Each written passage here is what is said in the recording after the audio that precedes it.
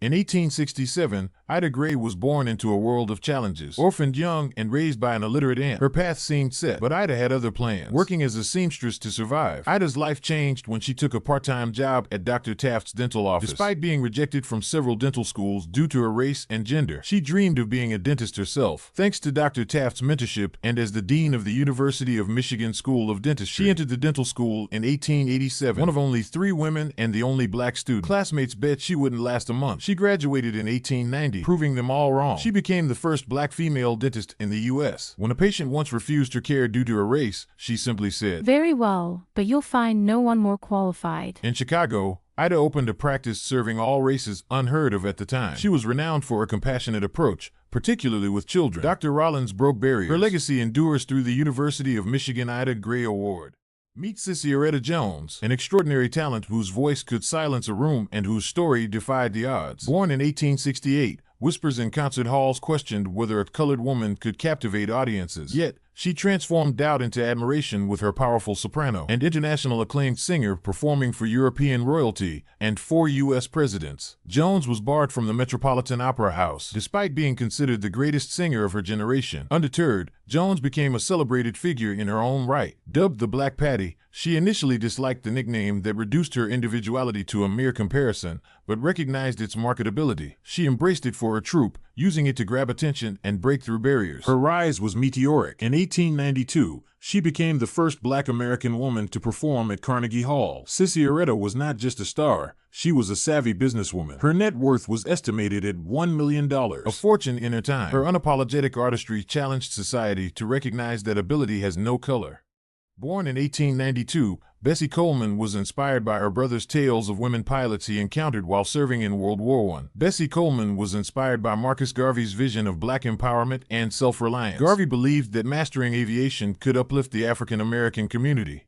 Working as a manicurist, Bessie met Robert Abbott, publisher of the Chicago Defender. Recognizing the impact of a black woman pilot, Abbott helped secure financial backing for her training. Despite facing rejection from American flight schools, she learned French and traveled to France, becoming the first American woman to earn an international pilot's license 2 years before Amelia Earhart. With no commercial opportunities, Coleman performed thrilling stunts across the U.S. to fund her flight school for black Americans. Her fame allowed her to refuse to perform for segregated audiences. Bessie's courage inspired her friend Josephine Baker to earn her pilot's license and serve as a sub-lieutenant in the French Air Force. Tragically, Bessie Coleman passed away in a plane crash, risking it all to empower her people. Mary Ellen Pleasant's remarkable journey began at age 6. She was sold to the Williams family, who went broke and sent her to Nantucket as an indentured servant to the Hussey family. The Husseys were Quaker abolitionists. Mary Ellen developed business skills while working in their store. Mary learned by observing others, saying, "I let books alone and studied men and women a good deal." Mary Ellen married James Smith, a wealthy plantation owner and flour contractor. Passing as white, they helped enslaved people escape to freedom across the North and Canada. Armed with $15,000 from her late husband's estate, Mary moved to San Francisco during the gold rush to seek opportunity. Working as a cook and housekeeper, she eavesdropped on wealthy patrons and used their insights to invest in real estate, railroads, restaurants, and boarding houses. She was worth $30 million, or $1 billion in today's money. Dubbed the Black City Hall, she used her wealth to provide housing, jobs, and legal aid for black Americans while fighting for civil rights. Elizabeth Jennings Graham, born in 1827, was the daughter of Thomas L. Jennings, a successful businessman and the first black American to receive a patent. On July 16, 1854, Elizabeth, a 24-year-old schoolteacher, was on her way to church when she boarded a streetcar at Pearl and Chatham Streets in New York City. As she settled in, the conductor ordered her off, insisting that the car was for white passengers only, despite her having paid her fare. Refusing to be intimidated, Elizabeth stood her ground, asserting her right to ride. 2 men, including a policeman, forcibly dragged her from the streetcar. News of the incident spread quickly, prompting a rally at her church just days later. With community support and her father's connections, Elizabeth took legal action. Her father hired Chester A. Arthur, who later became president, to represent her. Judge Rockwell ruled that black Americans had the same rights as others on public transportation. It was the first recorded legal victory for equal rights on public transportation. Her courage was a catalyst for change.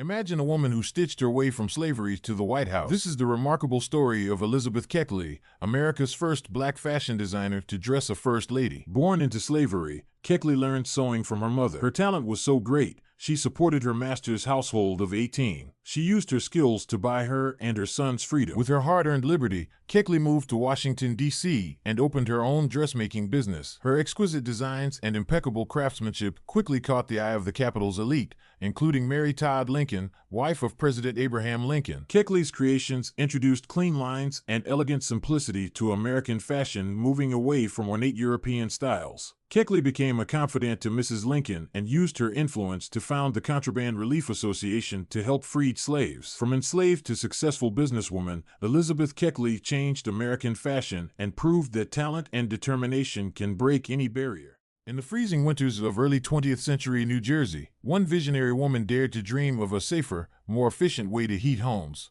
Her name was Alice Parker. At a time when most homes relied on dangerous coal or wood-burning fireplaces that posed fire risks and required constant labor, Alice knew there had to be a better way. Inspired by her own struggles to stay warm during harsh winters, Alice designed a revolutionary natural gas-powered furnace that could heat homes evenly and efficiently. In 1919, Alice H. Parker became one of the first black American women to receive a U.S. patent for her invention, a groundbreaking achievement in an era dominated by white men. Her system used natural gas to distribute warm air through ducts into individual rooms, introducing the concept of zone heating that is still used in modern HVAC systems today. Her contributions are celebrated through awards like the Alice H. Parker Women Leaders and Innovation Award, honoring her as a pioneer in engineering and heating technology. Born into slavery in 1848, Susie King Taylor escaped at age 14 with her uncle to a Union gunboat during the Civil War. This daring move marked the beginning of her incredible journey. Despite laws against educating African Americans, Susie learned to read and write in secret schools. Her literacy became a powerful tool for teaching others. She served as an unpaid nurse for the 33rd U.S. Colored Troops, tending to wounded soldiers, and also taught many soldiers to read and write. On St. Simon's Island, Susie opened a school for children. She taught black children by day and adults by night, breaking barriers in education. After the war, Susie moved to Savannah with her husband Sergeant Edward King and started a school for freed children. Despite personal losses, she continued her mission to educate. Her memoirs, published in 1902, are the only first-hand account of Civil War experiences by a black woman. Her story is one of courage and relentless dedication to helping others.